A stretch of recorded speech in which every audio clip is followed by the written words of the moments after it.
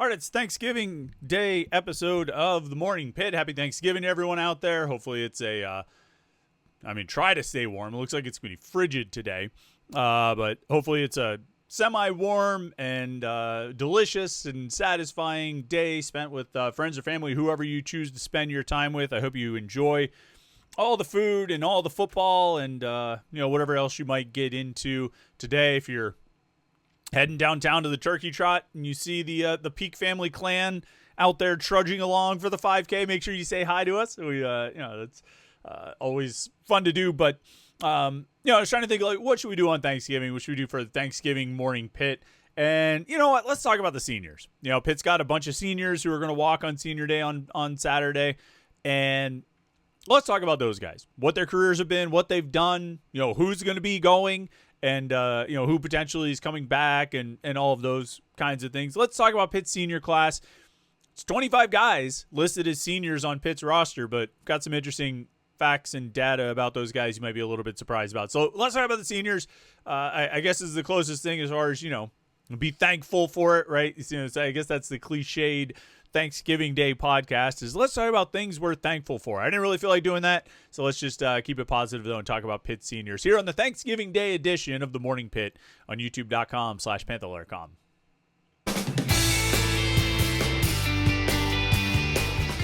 All right, it's Thursday, November 27th. It's Thanksgiving, and this is the Morning Pitt, youtube.com/Panther-Lair.com. Let's talk about Pitt seniors a little bit. Of course, I'd be thankful to you if you like this video and subscribe, youtube.com/Panther-Lair.com. But let's talk about Pitt seniors and what they've been and what they've done and who they are. Because, of course, Saturday, the final home game of the season, final game of the regular season overall, is Senior Day. And they'll honor those seniors before the game starts. And Pitt, if you look at their official roster, between seniors, redshirt seniors, 60-year guys, 70-year guys, whatever it might be, there's 25 players total who are listed as seniors on Pitt's 2025 roster. 25 of them on the roster. I don't think all 25 are going to walk on Senior Day, though. I think that you're probably going to see 21 participate in Senior Day. The four guys who I don't think will participate on Saturday are Cole Gonzalez, the quarterback, Justin Cook, the walk-on, former receiver, transition to running back this season, Rashawn Murray, the cornerback, and Sincere Lee, the wide receiver. And I mentioned those guys because they all came into this year having not used their red shirts in college, which means if they played 4 games or less this season, they could potentially redshirt and come back another year. Cole Gonzalez, cleared for takeoff on the red shirt. He has only played 3 games this season. Let me find some of the others. I thought I had it up here. Rashawn Murray only played the first 3 games of the season, has not played since, so he is good to go. Sincere Lee came back, played 2 games. He missed the first however many 7-8 games of the season. He missed those games as he was still recovering from an injury that he suffered last year. He finally got back on the field, played against NC State and Stanford. He's got 2 catches this year. He could play in up to 4 games and still redshirt. He didn't play against Notre Dame or Georgia Tech. And so he could play on Saturday and still be cleared to come back with a red shirt. And I think that's what they'll try to do with him. And then Justin Cook, like I mentioned, he has only played in 1 game this season. He played in the Stanford game, and I think Pat Narduzzi specifically said they wanted to try and redshirt him and bring him back. So I would say those 4 guys we're not expecting to see at Senior Day on Saturday. Or at least, we expect to see them at the game and potentially play in the game. But we're not expecting to see them participate in the Senior Day activities. At least 21 guys who we think will participate. And that list goes all the way back to the old man Nate Temple, who was in the 2019 recruiting class. He is finishing up his 7th year as a Pitt Panther. Shout out to Nate Temple, man. He stretched it out. And still out there, still playing. He's played in every game this season. He's got a handful of tackles, and good for him. 40 games played over the course of his career. 11 of those games are this year. He's got 44 career tackles, 7.5 tackles for loss, 1.5 sacks, 1 pass breakup. And Pitt, with Nate Temple, over his 7 years, Pitt has a 52-35 record. That's what Nate Temple has seen. What's interesting to me is that if you look at these 20, I mean, all 25 seniors really, but even just these 21 guys who are going to be recognized on Saturday as part of Senior Day, off the top of your head, how many do you think were scholarship players who signed with Pitt out of high school? 25 seniors on the roster, 21 Senior Day recognition guys. How many do you think signed with Pitt as scholarship players out of high school? The answer is 3. 3 of the seniors who will be recognized on Saturday signed with Pitt as scholarship players out of high school. Nate Temple, who I mentioned, Rashad Battle, and Javon McIntyre. That's it. There's a handful of walk-ons who have been, I mean, like Luke Del Gaudio has been here for 6 years. Nick Lappy and Caleb Junko have been here for 5 years each. But all the other seniors who are going to be recognized, I mean, they're all transfers. They all came in as transfers. There's 7 guys who have been at Pitt for 2 years, 11 seniors who are on the roster just this year. 8 of those guys will be recognized. 6 of the seniors who came in as transfers last year will be recognized.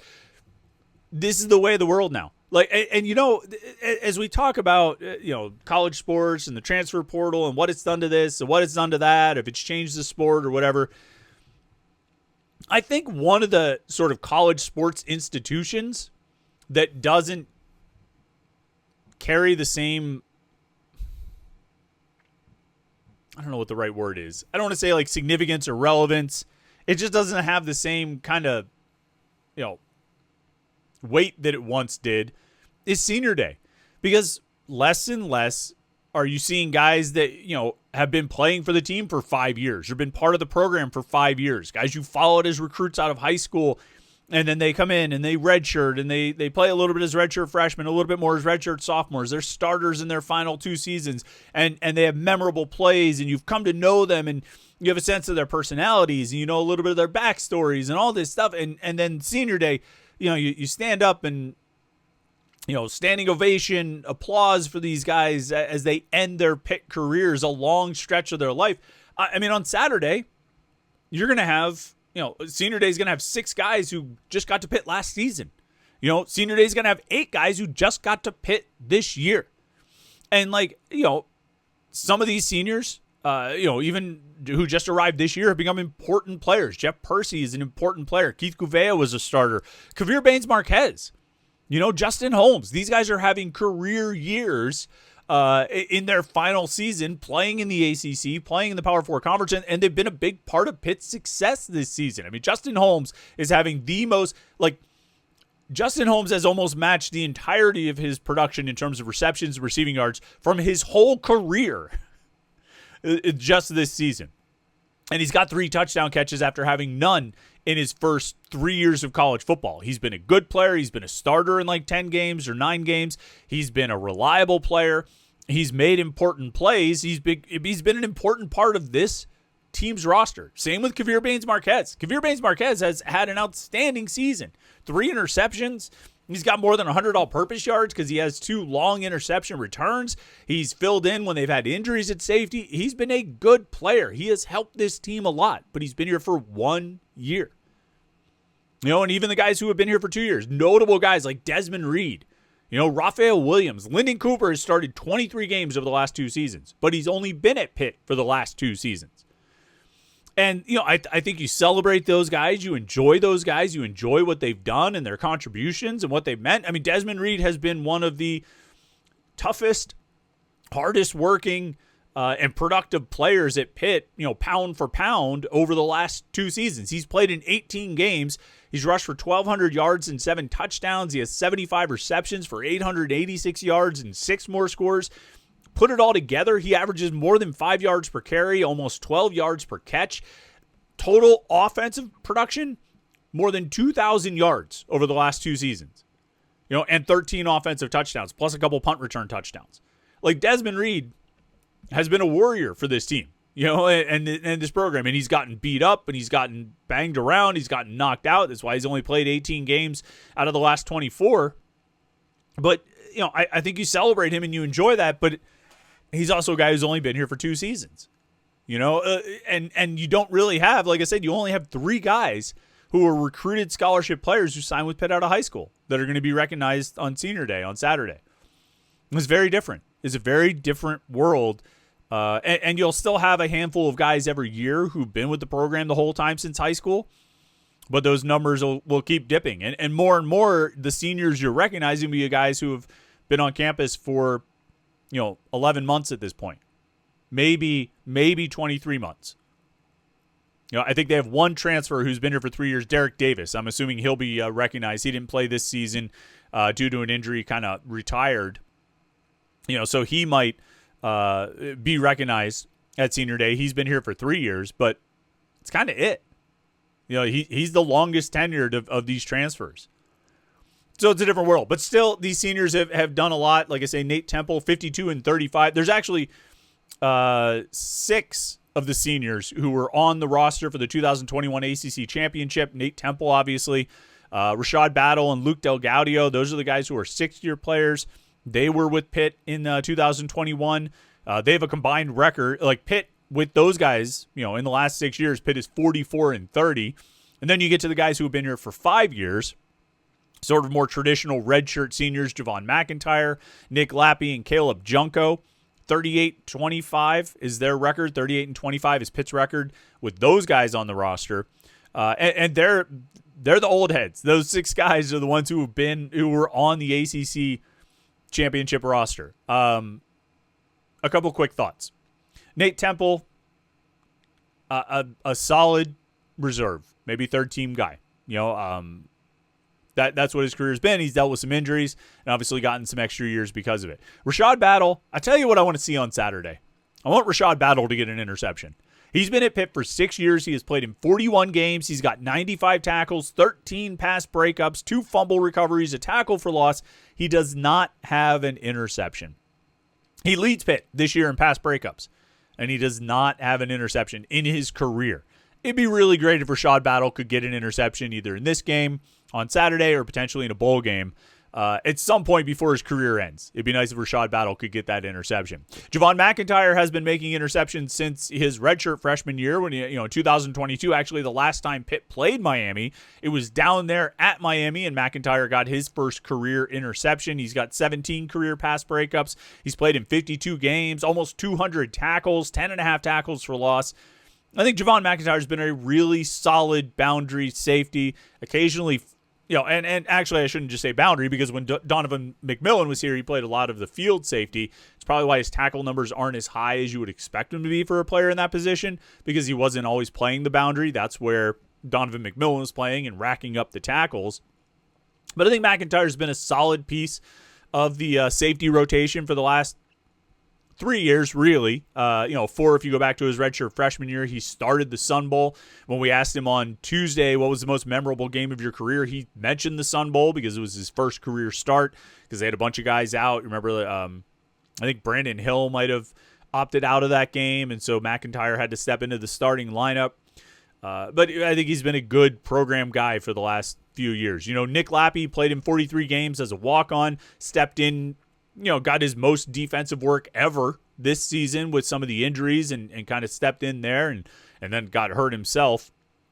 Caleb Junko, probably a pretty polarizing guy over the last 43 games. He's punted 174 times. He's averaged about 44 yards per punt.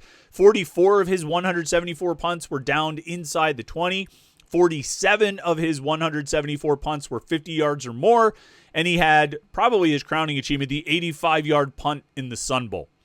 You contrast that with, I'm not going to get it. I was going to contrast that with the one punt that he had against Georgia Tech. But you know what? We're staying on the positive here. I think Caleb Junko has been inconsistent. I think there have been times where he's been pretty solid for extended stretches. But he's also been pretty erratic and just not very consistent. And whether that's a mental thing or a physical thing, I don't know. We've talked to him a bunch of times over the years about how he's trying to work through some of that stuff and how he has worked through some of that stuff. But it's tough. And you're on display, and everybody sees how high the ball goes and how far it goes. And Junko's been, like I say, I think he's just been inconsistent over the years. Derek Davis, like I say, has been at Pitt for 3 years. He's played in 20 games. He's rushed for 2 touchdowns. He had the game-winning touchdown against West Virginia in 2024. That's pretty notable, I would say. The guys who arrived last year, Desmond Reed, like I mentioned, Raphael Williams, 24 games. He started every one. He's got 1,000 receiving yards over the last 2 years. He's scored 12 touchdowns, 12 receiving touchdowns over the last 2 years. Desmond Reed has scored 13 offensive touchdowns in the last 2 seasons. Raphael Williams scored 12. Led Pitt in receiving touchdowns last year. He leads them in receiving touchdowns this year. Raphael Williams has been a really good player. And like I said, I've said this a bunch of times, I am guilty of diminishing him or counting him out or, maybe even disrespecting him in the offseason of just not thinking he's all that great. But, I think he's a really good player. He is. Jake Overman, played in 15 games, 2 touchdown catches, pretty solid guy, useful. Useful was always the word I kind of came up with there. Lenny Cooper has played in 23 games over the last 2 seasons. He started all 23 at center. Tamon Lynham has played in only 14 games. He's dealt with some injuries, but he's got an interception, 3 pass breakups, 30-some tackles over the last 2 years. And then Nile Upa, Pitt's long snapper on punts, played in all 13 games last year. He's only played in 6 this season due to injury. But he, stepped in and contributed. And I think these guys that we're talking about who came in last year, at least the ones who are still here, they've all contributed. As far as the transfers who came in this year, you got a long list of contributors here as well. Deuce Spann has played every game. He's not the most productive, but he's made some big catches. Obviously, a couple big runs out of the Wildcat. Justin Holmes, like I mentioned, has been a really productive. He's having a career year at Pitt. Keith Gouveia was doing a solid job as the starting left guard before he got hurt. Jeff Percy is the starting left tackle who missed some games with injury, but he's back in the lineup. Blaine Spires, kind of pretty disappointing there because I think he could have had a really good season if he had stayed healthy all year. He's still one of Pitt's top guys in terms of pressures, even though he's missed a bunch of games this season. How much has Spires missed? Spires has played in 7 games. So he missed 4 full games, only played a few snaps against NC State, so effectively missed 5 games, got hurt in the Louisville game. Just limited opportunities due to injury. And it's unfortunate because I think he could have helped their defensive ends and their pass rush quite a bit. And but he missed a lot of time with injury. Joe Zielinski, I think, has been a solid, rich man's Nate Temple type. I think he's done a solid job, filling it, being a rotational defensive end for Pitt. And then Kavir Baines-Marquez, like we mentioned, I think he's been great. He's been outstanding for Pitt. 3 interceptions, just really stepping in and filling that role when they needed safeties to step in and fill that role because they had guys down with injury. And Cruz Brookins missing time. Brookins has only played 8 games this season, and Baines-Marquez has picked up the slack and done a pretty great job. Javon McIntyre's played every game this year, but he did miss some time. He was limited in 1 game due to injury, and Kavir Baines-Marquez is a guy they brought in from UC Davis. A pretty cool kind of side story there that they bring him in from UC Davis for a California native for the 1 year when Pitt has a game at Stanford. So he got to kind of have friends, family come to the game and actually see him play in person and not have to travel across the country to do it. So pretty cool there. I think there's a lot of guys to celebrate. I think there are a lot of guys that kind of merit getting into the stadium on time, standing and clapping and cheering them and appreciating them. Guys who played for Pitt, right? And, for better or for worse, through the 7-0 start last year, the 0-6 finish, through the 3-9 season in 2023. Guys who were here when Pitt won the ACC championship game and followed it up with 9 wins the next season. And guys who are here this year for an 8-3 season so far. Huge win at Georgia Tech, big win at Florida State, pretty nice turnaround after a 2-2 start. All these guys, almost everybody that we're talking about here is part of it. So they'll have their moment of recognition on Saturday. I would recommend getting into the game early. It's going to be cold in the lots anyway. Might as well come in. Final game, give the seniors their due. All right, that's it for me. Thank you so much for watching today. Thanks for watching all week, all month, all year, and on and on and on. Make sure you like this video and subscribe to youtube.com/Panther-Lair.com. It's been fun. Enjoy your Thanksgiving. Enjoy all the feast and everything. And we'll have the Morning Pitt mailbag for you tomorrow right here on youtube.com/Panther-Lair.com.